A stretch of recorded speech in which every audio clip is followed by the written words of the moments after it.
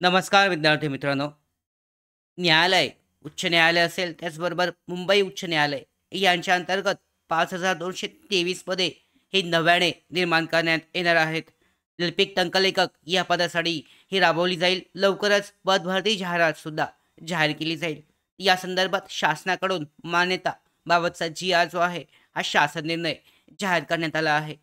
त्यामध्ये पाहू शकता शैक्षणिक पात्रता कशी असेल, त्याचबरोबर या पदांसाठी जी वेतन श्रेणी आहे ही किती आहे डिटेलमध्ये संपूर्ण शासन निर्णय आपण पाहून घेऊयात. या पद्धतीने हा शासन निर्णय आहे.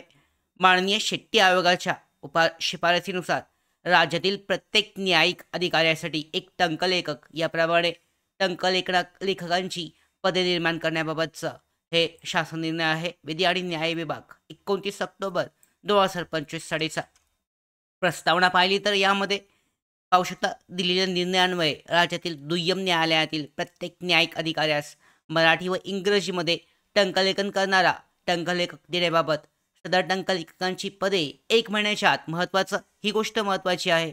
लवकरच जाहिरात येणार आहे आपण असं म्हटलं होतं. तर 1 महिन्याच्या आत ही पदे निर्माण करण्याचे आदेश केले होते. या अंतर्गत माननीय उच्च न्यायालय खंडपीठ औरंगाबाद यांच्या दिनांक 1 मार्च 2019 रोजीच्या आदेशाविरुद्ध राज्य शासनामार्फत दाखल केलेली विशेष अनुमती याचिका यांच्या अंतर्गत खारिज केली आहे आणि सदर विशेष अनुमती याचिकेमध्ये माननीय सर्वोच्च न्यायालयाने दिनांक 17 ऑक्टोबर 2023 रोजी पारित केलेल्या आदेशाविरुद्ध यामध्ये याचिका देण्यात आली होती. तर हे सगळं आपल्याला प्रस्तावना तुम्ही डिटेलमध्ये वाचू शकता. मी टेलिग्राम चॅनलला ही पूर्ण प्रस्तावना शेअर करणार आहे.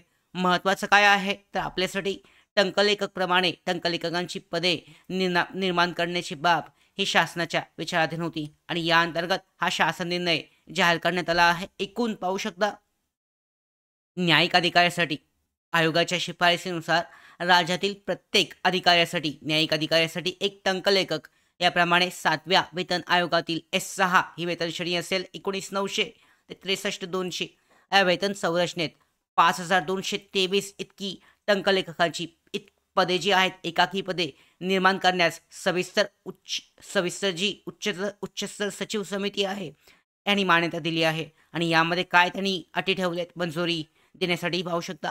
न्यायिक अधिकाऱ्यांची पदे भरल्यानंतर त्या मर्यादेत लेखकांची जी पदे आहेत ही भरण्यात यावी. स्टेनोग्राफरसाठीची टंकलेखकांच्या सेवा प्रवेश नियमात तांत्रिक कौशल्याचा समावेश हा करण्यात यावा.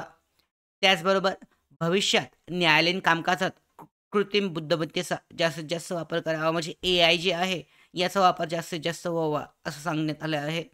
त्याचबरोबर टंकलेखक या पदाचे सेवा प्रवेश नियम यामध्ये मान्यतेसाठी सादर करण्यात आले आहेत, ते सुद्धा देण्यात आले आहेत. या पद्धतीने हे परिपत्रक आहे, शासन निर्णय जाहीर करण्यात आला आहे. मी टेलिग्राम चॅनलवर तो शेअर केला आहे. यामध्ये एकूण 5,223 पदे निर्माण करण्यासाठीची अनुमती देण्यात आली आहे. याबाबतची भरती प्रक्रिया आहे न्यायालयाअंतर्गत न्यायालयीन कामकाजाबाबतची ही भरती प्रक्रिया लवकरच राबवली जाईल. याबाबतची जाहिरात पाहू शकता की 15 दिवसामध्ये जाहीर होण्याची शक्यता आहे. तर अशा पद्धतीने हा शासन निर्णय आहे.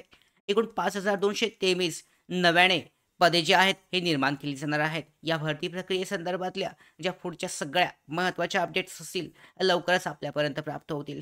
या सगळ्या महत्त्वाच्या अपडेट मिळवण्यासाठीच नोकर भारतीच्या यूट्यूब चॅनलला सबस्क्राईब करा. धन्यवाद.